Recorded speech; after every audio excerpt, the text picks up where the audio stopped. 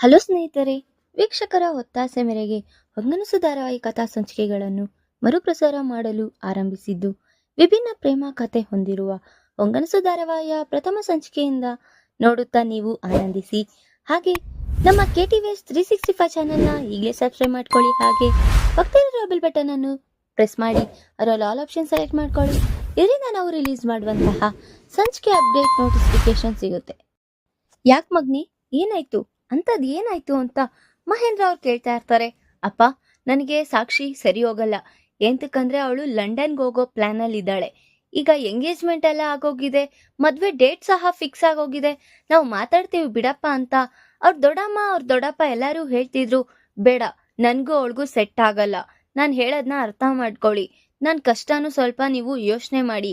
ಈಗ ನಾನು ಮದುವೆ ಆಗೋದೇನೋ ಆಗ್ಬಿಟ್ಟು ಅವ್ರು ಲಂಡನ್ಗೆ ಹೋದ್ಮೇಲೆ ನಾನು ಒಬ್ಬಂಟಿತನವಾಗಿ ನಾನು ಸಂಸಾರ ಮಾಡೋಕ್ಕಾಗಲ್ಲ. ಒಬ್ರು ಗಟ್ಟಿಯಾಗಿ ನಾನು ನಿಂತ್ಕೊಳ್ಳೋಷ್ಟು ನನಗೆ ಶಕ್ತಿ ಇಲ್ಲ. ನಾನು ಅಷ್ಟು ಬಲಹೀನತ, ಗೊತ್ತಾಯ್ತಾ ಅಂತ ಅವ್ರ ಅಪ್ಪನ ಮುಂದೆ ಹೇಳ್ತಾ ಇರ್ತಾನೆ. ಅವನಿಗೆ ಗೊತ್ತಾಗುತ್ತೆ, ಹೋ ನನ್ನ ಮಗ ನನ್ನ ಬಗ್ಗೆನೇ ಮಾತಾಡ್ತಿದ್ದಾನೆ ಅಂತ. ಸರಿ, ನನಗೆ ನಾಳೆ ನಾಳೆ ವಿದ್ಯಾನಿಕೇತನ್ ಕಾಲೇಜಲ್ಲಿ ನನಗೆ ಚೀಫ್ ಗೆಸ್ಟಾಗಿ ಕರೆದಿದ್ದಾರೆ. ನಾನು ಅದಕ್ಕೆ ಹೋಗ್ತಾ ಇದ್ದೀನಿ ಅಂತ ಹೇಳ್ತಾ ಇರ್ತಾರೆ. ಎಲ್ಲಿ? ಇಲ್ಲೇ ಇರೋದು, ಪಕ್ಕದಲ್ಲೇ ಇರೋದಲ್ವಾ? ಹಾ, ಅದಕ್ಕೇನೆ ಅಂತ ಅವನಿನ್ನ ಹೇಳಿ ಹೊರಡ್ತಾ ಇರ್ತಾನೆ. ಆಗ ಅವ್ರ ದೊಡ್ಡಮ್ಮ, ಅದು ಜಗತಿ ಕೆಲಸ ಮಾಡೋ ಜಾಗ ಅಲ್ವಾ? ಹಾ ಅಂದ್ಬಿಟ್ಟು ಮಹೇಂದ್ರನು ಸಹ ಅಲ್ಲಿಂದ ಹೊರಡ್ತಾರೆ. ಆಗ ರೂಮ್ ಒಳಗೆ ಬಂದು ಅವ್ರ ಫ್ಯಾಮಿಲಿ ಫೋಟೋ ಇರೋದನ್ನ ತೆಗ್ದು, ಜಗತಿ, ನೀನು ಮತ್ತೆ ನಿನ್ ಮಗ ಹೊಂದಾಗೋ ಟೈಮ್ ಬಂದಿದೆ ಅಂತ ಅನ್ನಿಸ್ತಿದೆ. ಎಲ್ಲರಿಗಿಂತ ನೀವಿಬ್ರು ಒಂದಾದ್ರೆ ನನಗೆ ತುಂಬಾ ಖುಷಿ ಅಂತ ಅವ್ರು ಅನ್ಕೊಳ್ತಾ ಇರ್ತಾರೆ ಮನ್ಸಲ್ಲಿ. ನೋಡೋಣ ಏನಾಗುತ್ತೋ, ನನ್ನ ಮಗ ಅರ್ಥ ಮಾಡ್ಕೊಂಡ್ರೆ ಸಾಕು ಅಂತ ಅವರು ಸಹ ಯೋಚನೆ ಮಾಡ್ತಾ ಇರ್ತಾರೆ. ಈ ಕಡೆ ನೋಡಿದ್ರೆ ವಸುಧಾರ ಬೇಜಾರಾಗಿ ಓದ್ಕೊಂಡು ಕೂತಿರ್ತಾಳೆ. ಆಗ ಅವರಮ್ಮ ಬಂದು, ವಸು ಊಟ ಮಾಡು ಅಂತ ಹೇಳ್ಬೇಕಾದ್ರೆ, ನನ್ಗೂಟನೂ ಬೇಡ, ಏನೂ ಬೇಡ, ಹೇಳೋದನ್ನ ಅರ್ಥ ಮಾಡ್ಕೋ, ಊಟ ಮಾಡು, ನೀನ್ ಈ ತರ ಹಠ ಹಿಡಿಬೇಡ ಅಂತ ಅವ್ರಮ್ಮ ಎಷ್ಟೇ ಹೇಳ್ತಿದ್ರು. ಅಮ್ಮ, ಎಲ್ಲಾರ ಮುಂದೆ ನನ್ಗೆ ಹೊಡ್ದಿ ಬೈದಿ, ಎಲ್ಲಾರ ಮುಂದೆ ನನ್ಗೆ ಮಾನ ಮರ್ಯಾದೆ ಎಲ್ಲ ತೆಗ್ದಿದ್ಯಾ. ಈಗ ಬಂದೆ ನೈಸ್ ಮಾಡ್ತಿದ್ಯಾ ನೀನ್ ನನಗೆ ಊಟ ಮಾಡು ಅಂತ. ನನಗ್ ಊಟನೂ ಬೇಡ, ಏನೂ ಬೇಡ, ಸುಮ್ನೆ ಹೋಗ್ತಾ ಇರು, ನನಗ್ ಕೆಲ್ಸ ಇದೆ ಅಂತ ಹೇಳ್ತಾ ಇರ್ತಾಳೆ. ಏನೇ ನನ್ಗೆ ಎದ್ರ ಹಾಕೊಂಡ್ ಮಾತಾಡ್ತಿದ್ಯಾ? ನಾನು ಏನ್ ಮಾಡಿದ್ರು ನೀನ್ ಒಳ್ಳೇದಕ್ಕೆ ಅಲ್ವಾ? ಅಲ್ಲ, ನಾನು ಹೇಳಿದಷ್ಟೇ, ನೀನು ನಿಮ್ಮ ಅಪ್ಪನ ಪರವಾಗಿ ಮಾತಾಡ್ಬೇಡ ಅಂತ. ಈಗ ನಾನು ಅದ್ರಲ್ಲಿ ಮಾಡಿದ ತಪ್ಪೇನಿದೆ? ಅಲ್ಲ, ನೀನ್ ಆ ತರ ಮಾತಾಡ್ಬಾರ್ದಾಗಿತ್ತಮ್ಮ. ಎಲ್ಲದಕ್ಕೂ ನಮ್ಮಪ್ಪ ಏನಂತ ಇದ್ದಾರೆ, ಎಲ್ಲ ರೂಲ್ಸು ಮತ್ತೆ ರೆಗ್ಯುಲೇಷನ್ ಎಲ್ಲ ಮಾತಾಡ್ತಾರೆ. ಈಗ ನಾವೇನ್ ಕಾಲೇಜ್ಗೆ ಹೋಗ್ಬಾರ್ದಾ? ನಾನೇನ್ ಮಾಡ್ಬಾರ್ದು ಕೆಲಸ ಮಾಡಿ ಬಂದಿದ್ದೀನಾ? ಅಟ್ಲೀಸ್ಟ್ ನೀನಾದ್ರೂ ಒಂದ್ಸತಿ ಯಾಕಮ್ಮ ಏನಾಯ್ತು, ಯಾಕೆ ತಡ ಆಯ್ತು ಅಂತ ಆದ್ರೂ ಕೇಳಿಲ್ಲ. ನೀನೇ ಏನೋ ನಿರ್ಧಾರ ಮಾಡ್ಕೊಂಡು ನನಗೆ ಎಲ್ಲರ ಮುಂದೆ ಅವಮಾನ ಮಾಡಿದ್ಯಾ. ನನಗೇನು ಬೇಡ, ನೀನು ಹೋಗ್ಸ್ತಾ ಇರು ಸುಮ್ಮನೆ. ಯಾಕಮ್ಮ ನೀನ್ ಈ ತರ ಮಾಡ್ತೀಯಾ? ನೀನಾದ್ರೂ ನಿನ್ ಗಂಡನ್ಗೆ ಹೇಳು, ನಮ್ಮ ಪರವಾಗಿ ನೀವು ನಿಂತ್ಕೊಂಡಿಲ್ಲ ಅಂದ್ರೂ ಪರವಾಗಿಲ್ಲ, ನಮ್ಮ ಪಾಡಿಗೆ ನಮ್ಮನ್ನ ಬಿಡೋದಿಕ್ಕೆ ನೋಡಿದ್ರೆ ನಮ್ ದೊಡ್ಡ. ಆಗ ಅವ್ರಮ್ಮ, ಆಗೋಗಿದ್ದೇನೋ ಆಗೋಯ್ತು ಬಿಡು, ಈಗ ಊಟ ಮಾಡೋಣ ಬಾ ಅಂತ ಹೇಳ್ತಿದ್ರು. ಏನು ಬೇಡ, ಆಯ್ತು, ನಿಮ್ಮಪ್ಪ ಒಂದು ಸಂಬಂಧ ತಂದಿದ್ದಾರೆ, ನಾಳೆ ಬೆಳಗ್ಗೆ ನೀನು ಅಲ್ಲಿ ಬಂದು ಕುತ್ಕೋ. ಏನು ಅಚ್ಚುಗಟ್ಟಾಗಿ ಸೀರೆ ಹೂವ ಎಲ್ಲ ಮುಟ್ಕೊಂಡು ಕರೆಕ್ಟಾಗಿ ಬಂದು ಕುತ್ಕೋ, ಅಷ್ಟೇ ಸಾಕು ಅವರಿಗೆ ಅಂತ ಹೇಳ್ಬೇಕು. ಏನು ಸಂಬಂಧನ? ನನಗೆ ಯಾವ ಸಂಬಂಧನೂ ಇಷ್ಟ ಇಲ್ಲ. ನನಗೇನು ಇಷ್ಟ ಬೇಗ ಮದುವೆ ಮಾಡಿ ಕಳಿಸ್ಬೇಕಂತ ಇದ್ಯಾ? ನನಗೆ ಮದ್ವೆನೂ ಏನೂ ಬೇಡ. ನಾನು ಆರಾಮಾಗಿ ಓದಬೇಕು. ನಾನು ಇನ್ನೂ ಡಿಗ್ರಿ ಓದ್ತಾ ಇದ್ದೀನಿ. ನಾನು ಅನ್ಕೊಳ್ಳೋ ಕನಸು ಇನ್ನ ಎಲ್ಲೋ ಇದೆ. ಇವಾಗೆ ನೀನು ನನ್ನ ಹಳ್ಳಕ್ಕೆ ತಳ್ಬೇಡ ಅಮ್ಮ ಅಂತ ಹೇಳ್ತಿದ್ರು. ನಾನು ಹೇಳೋದನ್ನ ಅರ್ಥ ಮಾಡ್ಕೋ ವಸು, ನೀನ್ ನನ್ನ ಮುದ್ದಿನ ಮಗಳು ಅಲ್ವಾ? ನಿಮ್ಮ ಅಪ್ಪ ಹೇಳೋ ಮಾತನ್ನ ನೀನ್ ಕೇಳು, ನೀನೇ ಚೆನ್ನಾಗಿರ್ತೀಯ ಅಂತ ಹೇಳ್ತಿದ್ರು. ಹಾ, ಚೆನ್ನಾಗಿದ್ರು.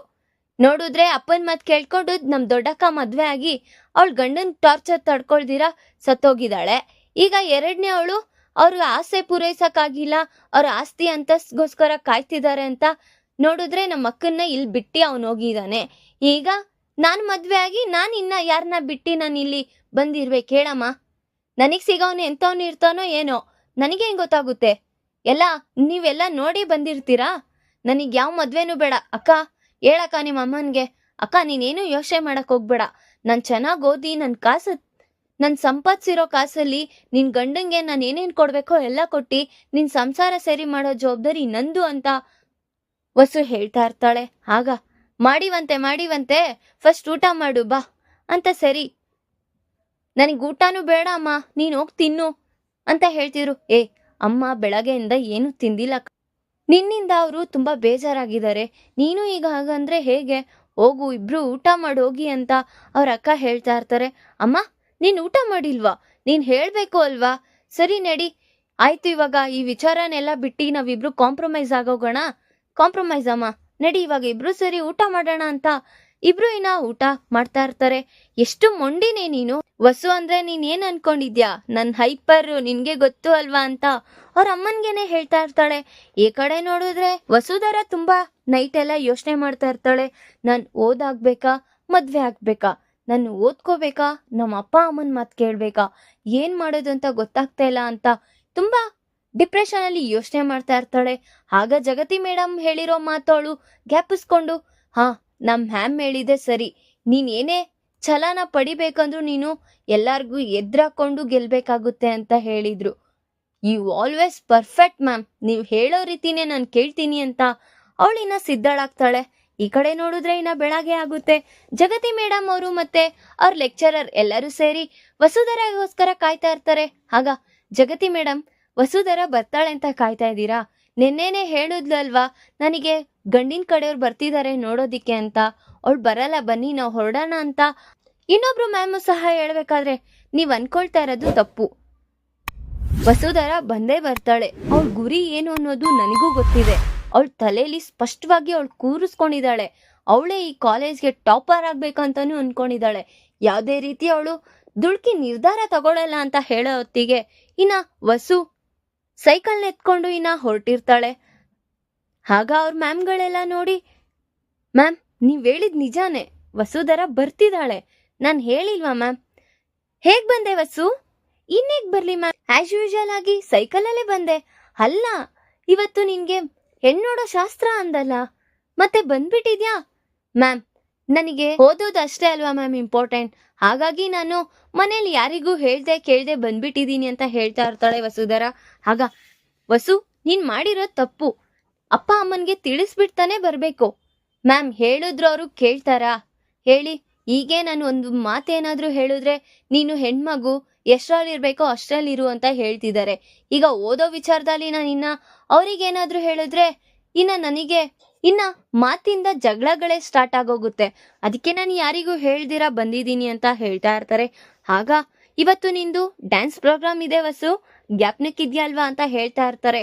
ಹಾ ಮ್ಯಾಮ್ ಜ್ಞಾಪನಕ್ಕಿದೆ, ಸರಿ ನಡೀರಿ ಅಂತ ಅವರು ಸಹ ಹೊರಟಿರ್ತಾರೆ. ಈ ಕಡೆ ನೋಡಿದ್ರೆ ಅವ್ರಮ್ಮ ಅಡ್ಗೆ ಮಾಡ್ಬೇಕಾದ್ರೆ ಮಾಧವಿ ಅವ್ರು ಬಂದ್ಬಿಟ್ಟು, ಅಮ್ಮ ವಸು ಎಲ್ಲೂ ಕಾಣಿಸ್ತಿಲ್ಲ ಅಮ್ಮ, ಎಲ್ಲೋಗಿದ್ದಾಳೆ ಅಂತಾನು ಗೊತ್ತಾಗ್ತಿಲ್ಲ.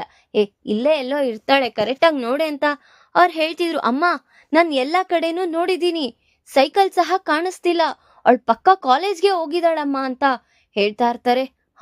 ಅಯ್ಯೋ ರಾಮ, ಇವಳಿಗೆ ನೆನ್ನೆ ಎಲ್ಲ ಅಷ್ಟು ಬಡ್ಕೊಂಡೆ, ಎಲ್ಲಿಗೂ ಹೋಗ್ಬೇಡ ಇವತ್ತಿರು ಅಂತ, ನಮ್ ಮಾತ್ ಮೀರಿ ಹೋಗಿದ್ದಾಳಲ್ಲ ಇವಳು ಅಂತ ಅವ್ರಿಬ್ರಿಗೂ ತುಂಬಾ ಟೆನ್ಷನ್ ಆಗಿರುತ್ತೆ. ವಸುಧರ ಈಗ ಕಾಲೇಜ್ಗೆ ಹೋಗಿರೋ ವಿಚಾರ ಅವ್ರ ಅಪ್ಪಂಗೆ ತಿಳಿಯುತ್ತಾ, ಮತ್ತೆ ಈಗ ಅಲ್ಲಿ ಏನಾದ್ರೂ ರಾಧಾ ಅಂತ ನಡೆಯುತ್ತಾ. ಈ ಕಡೆ ನೋಡಿದ್ರೆ ರಿಷಿ ಜಗತಿ ಮೇಡಮ್ ಅವರು ವರ್ಕ್ ಮಾಡೋ ಜಾಗದಲ್ಲೇ ಹೋಗ್ತಾ ಇದಾರೆ. ಅವರಿಗೆ ಜಗತಿ ಮೇಡಮ್ಗೆ ರಿಷಿ ನನ್ ಮಗ ಅಂತಾನೆ ಅವ್ರಿಗೆ ಗೊತ್ತಾಗುತ್ತಾ, ಅಥವಾ ಆ ಕಾಲೇಜಿಂದ ಚೀಫ್ ಗೆಸ್ಟ್ ಆಗಿ ಬಂದಿದ್ದಾರೆ ಅಂತ ಅವ್ರ ತಾಳ್ವೆಯಿಂದ ಇರ್ತಾರ ಅನ್ನೋದನ್ನ ಮುಂದಿನ ಭಾಗದಲ್ಲಿ ತಿಳಿಸ್ಕೊಡ್ತೀನಿ. ಈ ವಿಡಿಯೋ ಇಷ್ಟ ಆದ್ರೆ ಲೈಕ್ ಮಾಡಿ, ನಿಮ್ಮ ಫ್ರೆಂಡ್ಸ್ ಹಾಗೆ ನಿಮ್ಮ ರಿಲೇಟಿವ್ಸ್ಗೂ ಶೇರ್ ಮಾಡಿ ಅಂಡ್ ಕಮೆಂಟ್ ಮಾಡಿ. Thanks for watching.